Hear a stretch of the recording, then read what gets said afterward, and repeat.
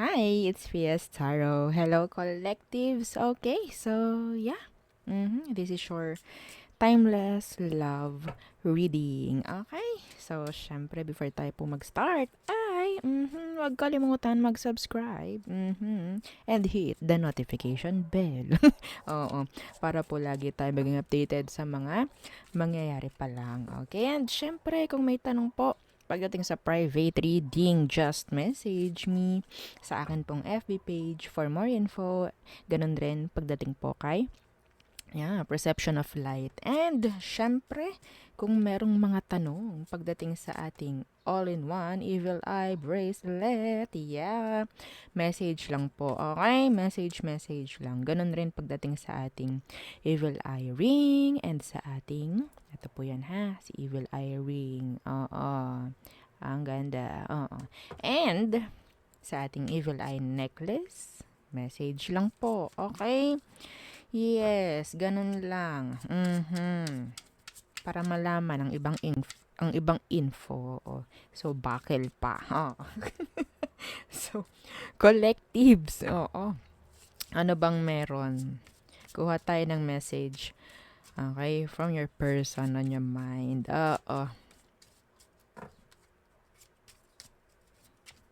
The person nasa iyong isip ngayon. Okay, anong meron? Anong gustong sabihin? Malalaman din natin kung anong sitwasyon nyo. Okay, tingnan natin. Ano to? Okay, I remember every detail of that day. Okay, so hindi ko alam kung anong sinasabi nito sa'yo. Kung anong natatandaan niya. So maybe, meron something special. Okay, pagdating sa kung ano mang araw iyon, may mga sabihin nating tanda pa niya, kung anong suot mo nun, tanda pa niya ha, kung saan kayo kumain, mga ganyan, simpleng bagay, no? So, tingnan natin, ano pa, tanda pa niya, kung papaano kayo nagkaroon ng connection, papaano kayo nagkakilala, mga ganyan. Kaya ano pa? Okay, collectives. Uy! Okay.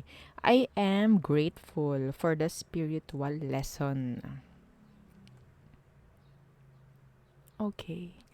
So, I think nagkaroon kayo ng magandang connection ng taong ito. Oo. Nagkaroon ng, sabihin nating, parang tinuruan nyo. Okay? Maybe yung isa't isa pagdating sa connection. Okay? So, tingnan natin. Ano ba? Aha.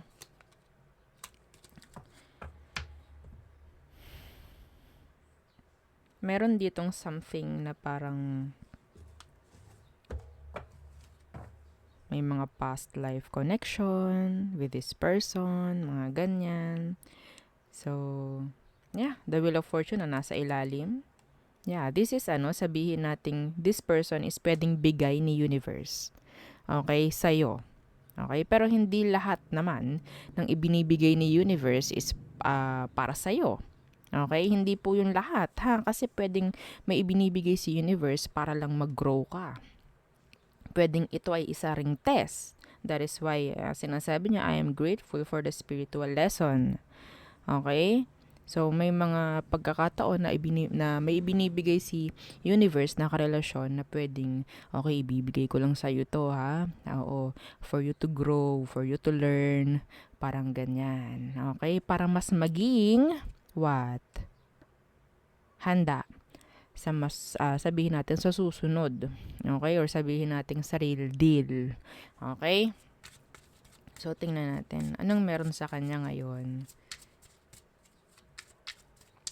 Sino ba tong taong ito?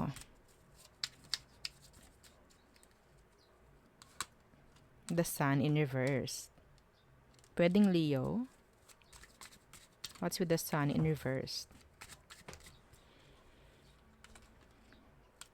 The Seven, yes. Tinuruan mo nga itong taong ito. Marami kang itinuro sa kanya. Yes. The Seven of Swords in reverse, this is parang pagtuturo ng mga hindi pa niya nalalaman, mga ganyan, something. Okay? So, tingnan natin. Anong emosyon? Okay? Anong emosyon ng taong ito ngayon sa'yo? Hindi ko malaman kung kayo ba ay magka-connect pa ngayon or hindi na. Maybe, hindi na. Oo. Kasi, well, tingnan natin. Ano bang situation nyo? Tingnan ko yung situation nyo, ha? Okay?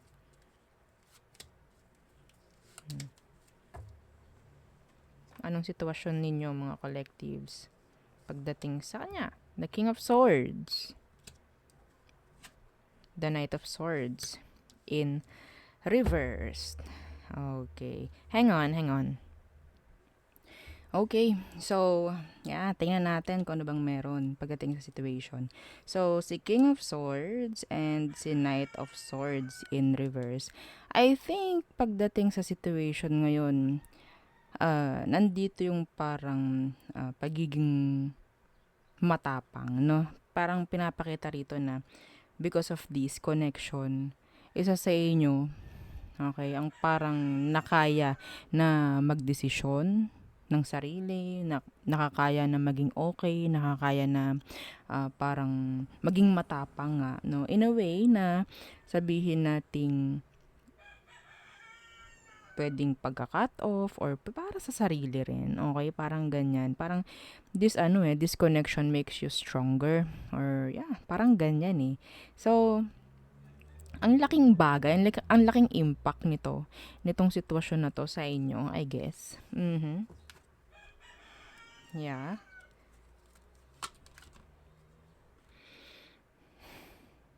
Meron ditong pagkakataon rin, yung iba sa inyo is nakakaya na maging isa lang or na maging solo or sabihin natin hindi matakot if ever na dumarating yung pagkakataon na naghihiwalay kayo or nagse-separate. Okay? So kasi pwedeng someone is like masyado ng matalino. Utak na ang gumagana pagdating sa connection. Kung kayo ay hiwalay nito ngayon, walang worry eh. Wala akong nakikitang pagwo-worry pagdating sa kanya, pagdating sa'yo. Kasi nandyan yung sabihin nating kayang magtiwala. Okay? Kayang magtiwala. Andyan yung kilala nyo na yung isa't isa. Okay? So, hindi ko ma-explain kung ano talaga ang gustong sabihin. Pero ang nakukuha ko rito is napaka-strong ng connection na parang kahit sabihin nating magkahiwalay kayo ng taong ito is nandyan yung respeto, nandyan yung tiwala sa isa't isa. Okay? So, pwedeng ito yung someone na nagbukas ng or nag-alis ng kaimaturan, 'di ba? Parang ganyan. Oo, ito yung nag-alis ng kaimaturan na meron ka or meron siya, no? Oo, tingnan natin ha. Anong next action? Gusto kong makita kung anong emosyon niya sa'yo ngayon. Ano bang emosyon sa'yo ng taong to? The Tower in reverse. The Three of Wands. Yes. Oo, maybe sa ngayon ina-avoid muna kung anong meron. Like yun nga, kung may separation, hindi sila tumitingin sa negative side ng situation. They are always looking at the positive side. Okay? So ito yun. Okay? May mga sitwasyon na kailangang mangyari. May mga parang may mga kailangang maganap. Pero yung nasa utak is something like, kailangan to. Parang ganyan. Kailangan to.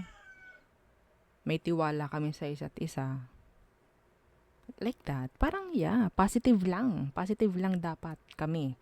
Parang ganyan. Okay, The Five of Wands universe, ito yung hindi nagwe-welcome ng any kind of drama. And yes, syempre, kung ganito nga ang magiging energy, no, pagdating sa'yo, hindi talaga mangyayari tong Five of Wands, which is drama. Pwedeng na-avoid to. Okay? Na-avoid or ma-avoid. This is like, a matured connection. Yeah, this is a matured connection. Hindi ko nakikitang hindi ito laro-laro. Collectives, hindi ito laro-laro. Okay? alam like, yeah, may panahon para sa emosyon, pero actually, mas mataas dito yung utak ang pinapagana. Okay? So, andyan yung pag-intindi. Andyan rin. Tingnan natin anong magiging next action or magiging sabihin natin anong kalalabasan ng connection nyo. Tingnan natin. The Three of Swords in reverse. Yeah.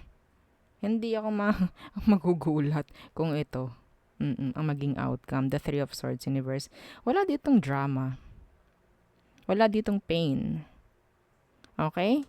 Why? Yeah, the Magician. See?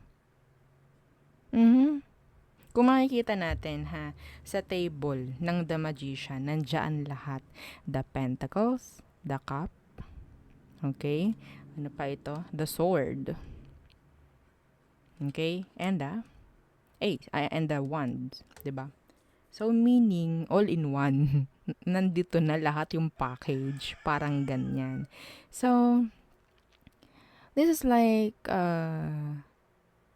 parang talagang galing kay universe, okay, for you na mas mag-grow, okay? Sabihin nating if ever na hindi kayo ang magkatuluyan ng taong to in the near future, kung sino man yung next na makakatuluyan mo, nakikita ko magiging maganda. Okay? So, yeah, you're manifesting or pwedeng hindi kayo aware na nagmamanifest kayo ng someone good. Okay? Someone talaga na para sa'yo. I think ni-ready ka lang ni universe. Yeah, I think ni-ready ka lang niya kung may separation dito nangyari. Pero may energy rin na itong taong to na pwedeng siya talaga yung for you and babalik siya. Yes. Yeah, someone is waiting. Someone is still waiting. Someone is invested here. Okay? Yeah, this is nice. Hindi ko lang ma-deliver. I don't know why. Hindi ko lang ma-deliver ng tama yung mga salita. Pero this is a matured connection na ipinapakita na parang okay, seryosong bagay ito. Parang seryoso ka, seryoso siya. Ganyan, maraming naituro yung connection. Naging strong. Okay, naging strong yung connection dahil sa iisa ang mindset ng tao. Iisang mindset ninyong dalawa. Okay, which is always focusing on the positive side. Even though may nangyayaring mga sitwasyon na hindi maganda. Okay, hindi sila or hindi kayo parang lagi na lang nakatingin sa negative. Okay, always on the positive. Ito yun. So, syempre, kapag ganyan, ang mamamanifest is something nice, something good. 'Di ba? All in one package. Ito yun. Okay? Kaya nandyan lahat ng ace. Kung makikita nyo, nasa table. Andyan na lahat.